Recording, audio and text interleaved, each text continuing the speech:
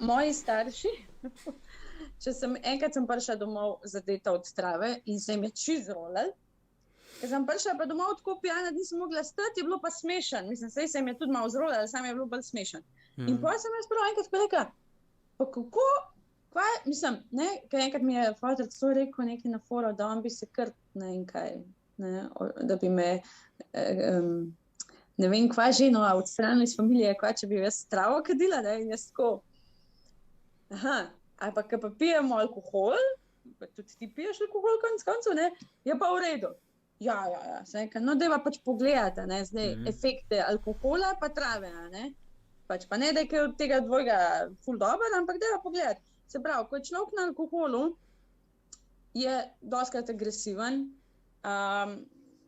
gre v nek pretep, škoduje drugim, dosti nasilja v družinah je zaradi alkoholizma in tako naprej. Ko je človek na travi, ni agresiven, dvomim, da se v zapletu v pretep in pač tudi ne bo nasilja v familiji zdaj zato, ker je skril joint. Kaj je zdaj večje zlo?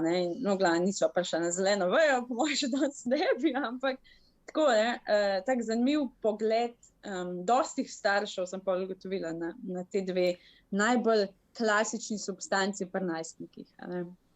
No, v glavnem... Zato, ker večina jih tudi ni probala, sploh nimajo iz izkušnje, to sam slišijo, in pol ne verjamejo. Pač, ker kako so jih vzgajali, najprej trava, pa trde droge. Prav pač večina ljudi, ki je na travi, redko kdo šalta pol kam naprej. Je bil že znanstvena raziskava, da več ljudi iz kave šalta na kokain, kakor iz trave na kokain. Logično. Zakaj? Zato, ker si na travi, si na chill, zakaj pa še pol na kokain, ker te napul, mislim. A veš, ne?